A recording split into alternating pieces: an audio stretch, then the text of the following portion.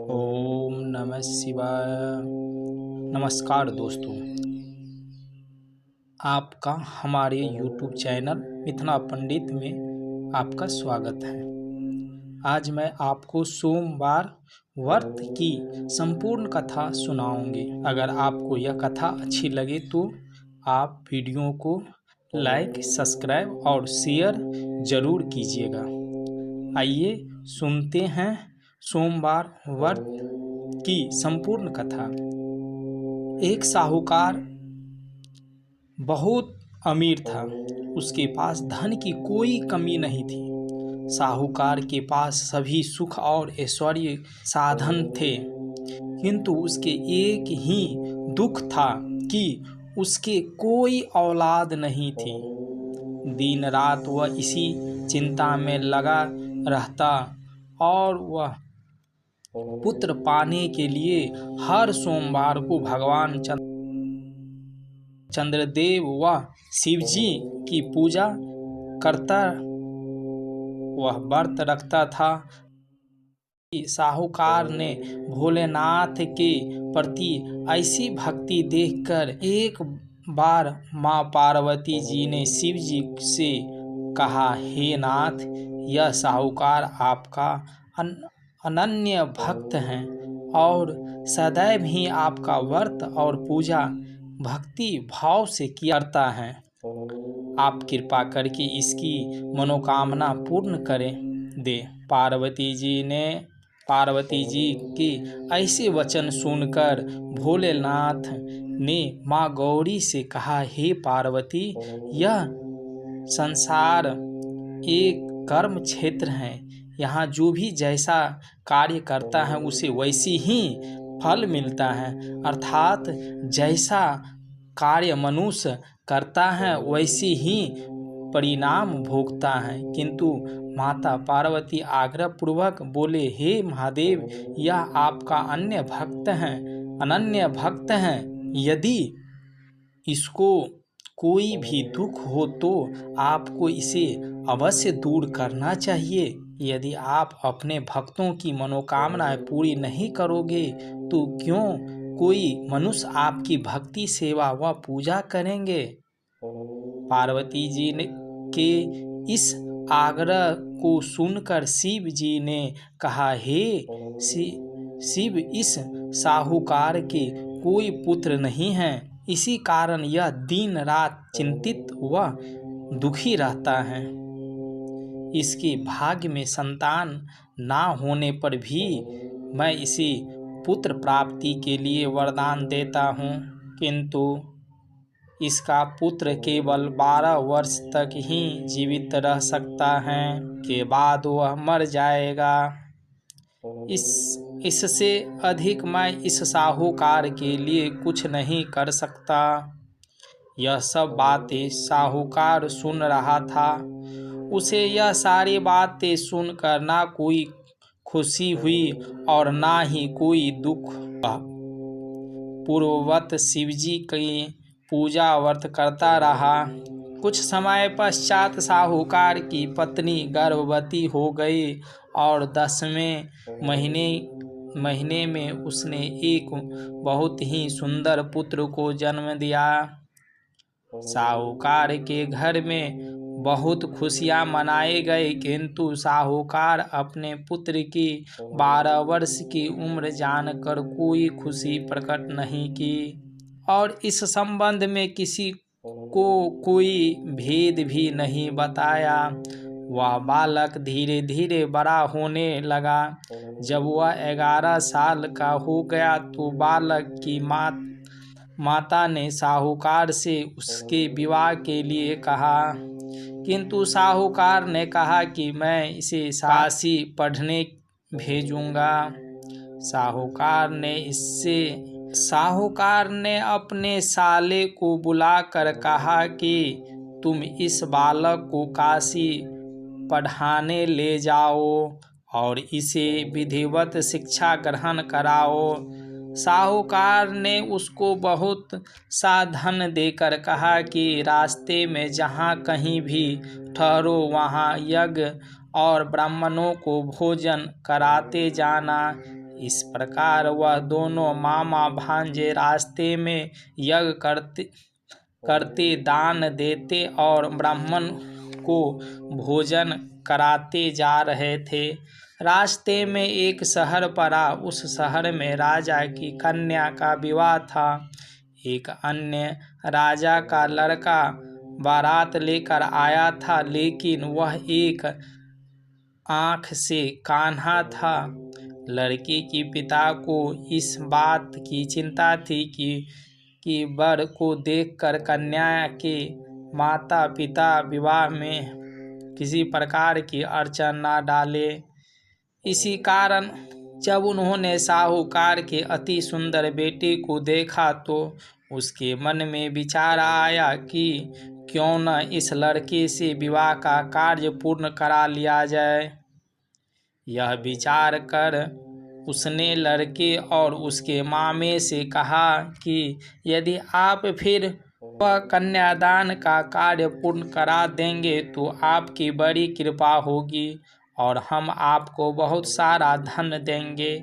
साहूकार के लड़के और उसके मामा ने इस बात को स्वीकार कर लिया।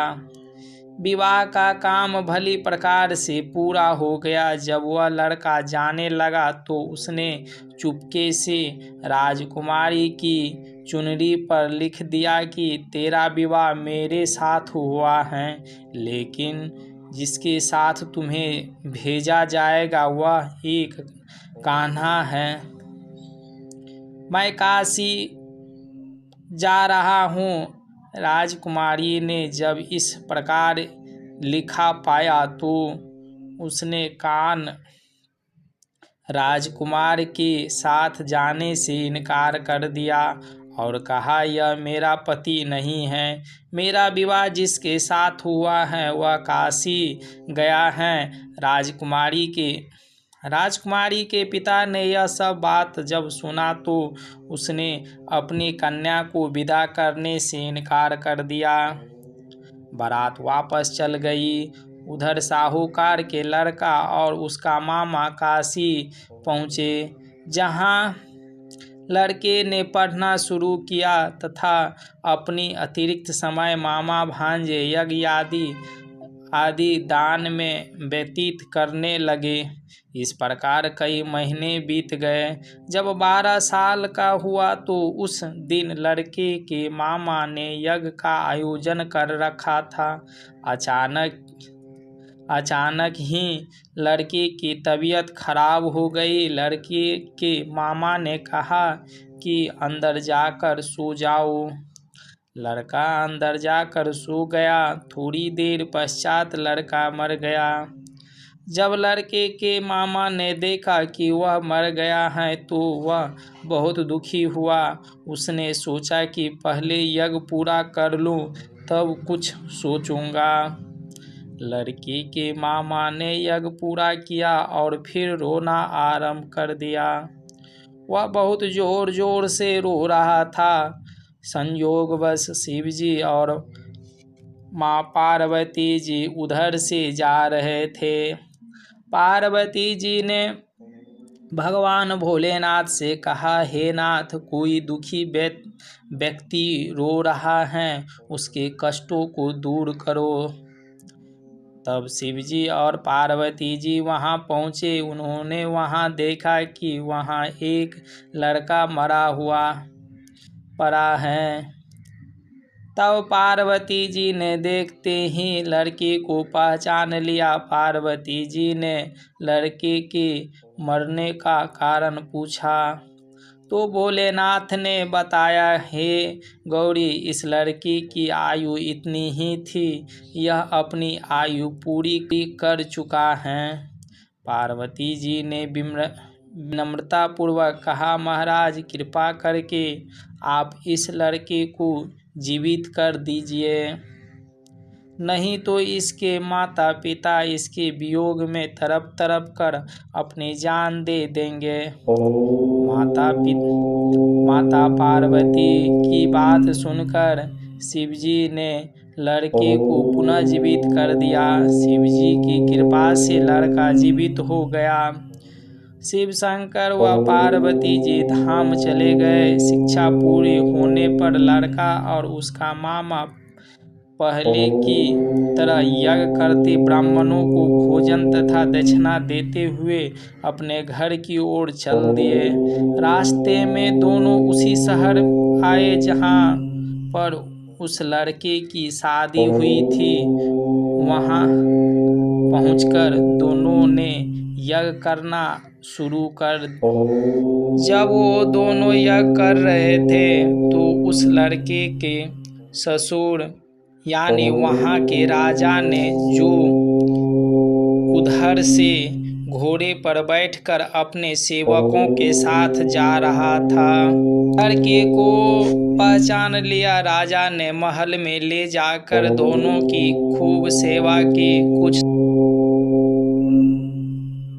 कुछ समय बाद राजा के महल में रहने के बाद लड़के ने राजा से जाने की आज्ञा ली। राजा ने अपनी लड़की को लड़के के साथ विदा किया और साथ में बहुत सारा धन व दास दासियां भी भेज दी। जब वह अपने शहर में आए तो लड़के के मामा ने कहा, पहले मैं तुम्हारे माता पिता को तुम्हारे आने की खबर सुना आता हूँ, तब तक तुम पत्नी सहित यहाँ आराम करो। ऐसा कहकर लड़के का मामा साहूकार को अपने पुत्र के आने की खबर देने चला गया। घर आकर उसने देखा कि उसकी बहन और बहनोई छत पर बैठे हुए हैं। उन्होंने यह प्रण कर रखा था कि यदि उनका बेटा जीवित लौट आए तो वह छत से नीचे उतर आएंगे, नहीं तो वह छत से कूदकर अपने प्राण त्याग देंगे। इसके के मामा ने जब समाचार उन्होंने सुनाया कि उसका लड़का जीवित लौट आया है तो उन्हें विश्वास नहीं हुआ। तब लड़के के मामा ने शपथ खाकर कहा कि आपका पुत्र स्त्री और बहुत से धन और दास दासियों सहित घर आया है। तब साहूकार और उसकी पत्नी छत से नीचे उतर आए तथा प्रसन्नता के साथ अपने बेटे और बहू का स्वागत किया।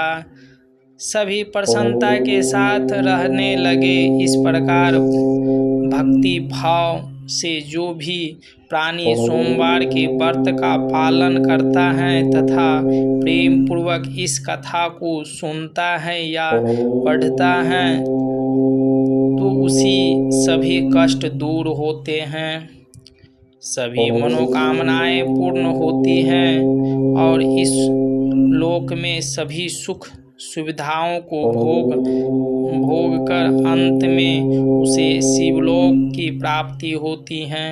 इस प्रकार सोमवार के व्रत 16 सोमवार तक करे, फिर उद्यापन करे। इस व्रत के प्रभाव से मानव को सभी प्रकार के सुखों की प्राप्ति होती है। बोलो उमापति भगवान की जय, माता पार्वती की जय।